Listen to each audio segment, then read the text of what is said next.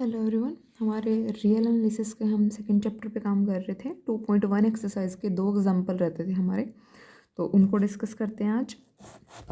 सबसे पहला देखो, हमें कन्वर्जेंस चेक करनी है इम्प्रॉपर इंटीग्रल की। ये हमें इम्प्रॉपर इंटीग्रल दिया हुआ है। तो सबसे पहले तो हम यहाँ पे क्या देखते हैं कि किस पॉइंट पे इनफाइनाइट डिसकंटिन्यूटी बन रही है। ठीक है, तो अब आप यहाँ पे इस फंक्शन को जरा देखो। अगर हम यहाँ पे अपर लिमिट रखते हैं तब भी ज़ीरो बन रहा है, अगर हम लोअर लिमिट रखते हैं तब भी ज़ीरो बन रहा है। तो इनकी अपर लिमिट और लोअर लिमिट दोनों पे इनफाइनाइट डिसकंटिन्यूटी बन रही है। अब इस केस में क्या करें, जब अपर होती थी तो हम क्या करते थे, अपर वाले से माइनस अपसाइलन और नीचे वाले में plus epsilon and limit epsilon approaches to zero. अब दोनों पे बन रही है तो ब्रेक कर दो। पहले तो बीच के किसी पॉइंट से ब्रेक कर दो। तो -a टू a अगर हम चले जाए, बीच में ज़ीरो भी कहीं ना कहीं आ रहा होगा, तो आप क्या करो, यहाँ पे ज़ीरो से ब्रेक कर दो लिमिट को। तो हमने यहाँ पे ज़ीरो से ब्रेक कर दिया। अब आपके लिए बहुत इजी हो गया होगा, समझ आ गया होगा अब क्या करना है। अब यहाँ पे सिर्फ एक पॉइंट पे है फर्स्ट वाले में, सेकंड वाले में भी सिर्फ एक पॉइंट पे है।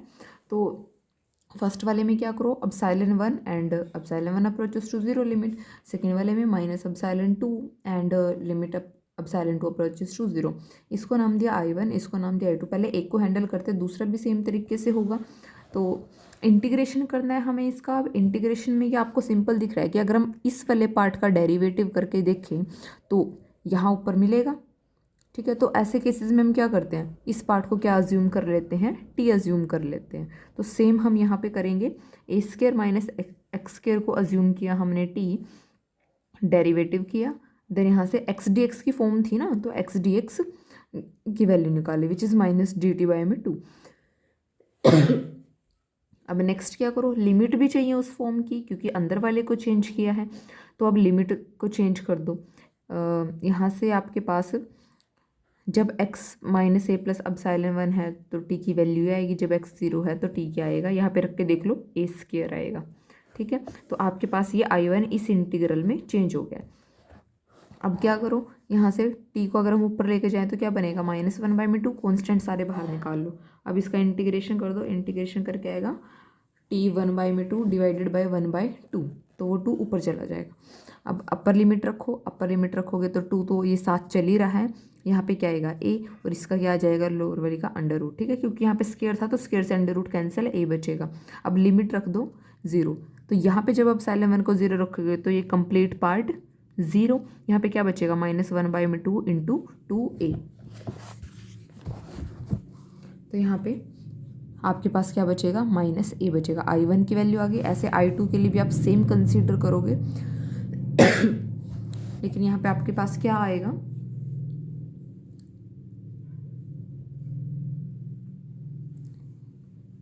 यहाँ पे अपर लिमिट में अपसाइलन है। ठीक है, तो जब यहाँ पे लिमिट को अपसाइलन को 0 रखोगे तो ये वाला पार्ट 0, यहाँ से -2a बचेगा, तो माइनस से माइनस कैंसिल हो जाएगा, प्लस बचेगा। तो यहाँ पे क्या आएगा, प्लस का a आएगा। अब आपके पास इस कंप्लीट इंटीग्रल की वैल्यू क्या थी, I1 प्लस I2। तो I1 की जो वैल्यू आई है और I2 की जो वैल्यू आई है उसको सम कर दो तो वैल्यू आई 0। ठीक है, अब 0 कैसा है, इनफाइनाइट तो नहीं है हमारे पास। ठीक है, हमें कोई एक लिमिट मिल रही है, प्रॉपर वैल्यू मिल रही है, तो ये इंटीग्रल क्या हो जाएगा, कन्वर्ज हो जाएगा। सेम इसी कंसेप्ट पे बेस्ड है आपका नेक्स्ट पार्ट इसका।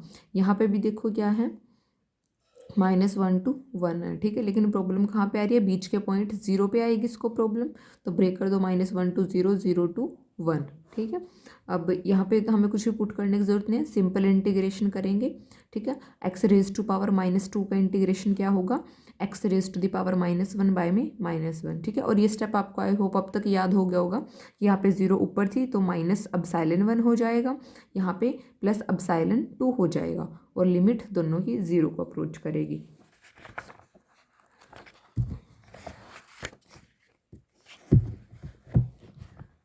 यहाँ पे आप वैल्यूज़ रख दो लिमिट की। ठीक है, यहाँ पे अपसाइलन को 0 अप्रोच कराओ तो यहाँ पे क्या हो जाएगा, इनफाइनाइट हो जाएगा, 1/0 इन्फिनिटी, क्योंकि क्या बचा था हमारे पास, x raise to power -1 by में -1, यानी कि -1 बाय में x, ये वैल्यू आई थी।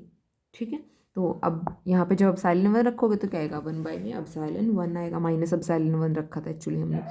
तो यहाँ पे रखो 0 तो 1/0 इन्फाइनाइट, यहाँ पे भी रखो 0 तो 1/0 infinite, infinite plus infinity plus infinity infinity. तो अब इन्फिनिटी आ रहा है तो इम्प्रॉपर इंटीग्रल क्या करेगा, डाइवर्ज करेगा। लास्ट एग्जाम्पल है इस एक्सरसाइज का, examine the convergence of improper integral this. ठीक है, अब यहाँ पे इस वाले इंटीग्रल को देखो कहाँ पे प्रॉब्लम है।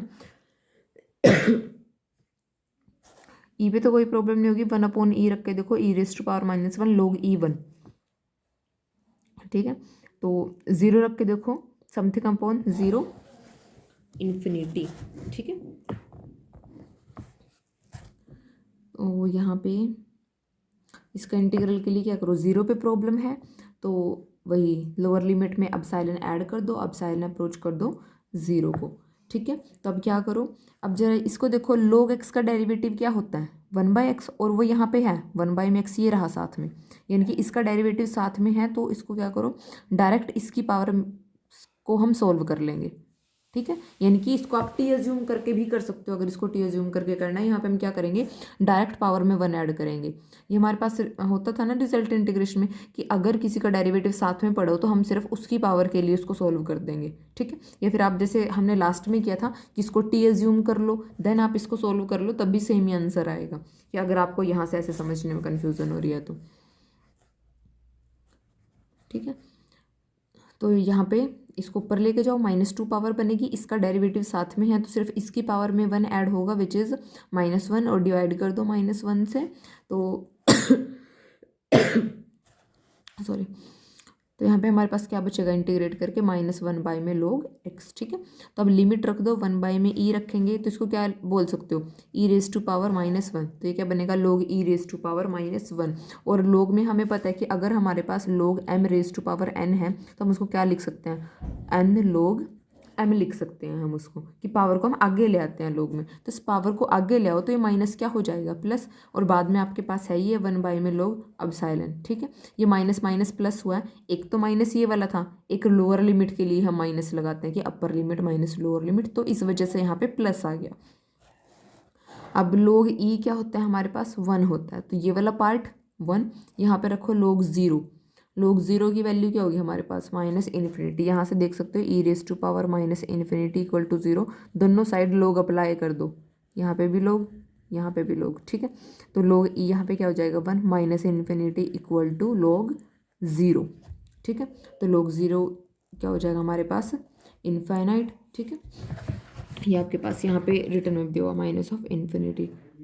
ठीक है, तो समथिंग अपॉन इन्फिनिटी 0, तो क्या बचा यहाँ पे 1, वो क्या फाइनाइट नंबर, तो इम्प्रॉपर इंटीग्रल क्या कर रहा है, कन्वर्ज कर रहा है 1 पे। अब लास्ट में आपको एक नोट दिया गया है कि प्रॉपर इंटीग्रल हमेशा क्या करता है आपके पास, कन्वर्ज। जो हमने फर्स्ट चैप्टर में पढ़ा था रिमान, वो प्रॉपर इंटीग्रल थे हमारे पास, और प्रॉपर इंटीग्रल हमेशा क्या करते हैं, कन्वर्ज करते हैं। इम्प्रॉपर को हमें चेक करना पड़ता है कि वो कन्वर्ज कर रहे हैं नहीं कर रहे हैं।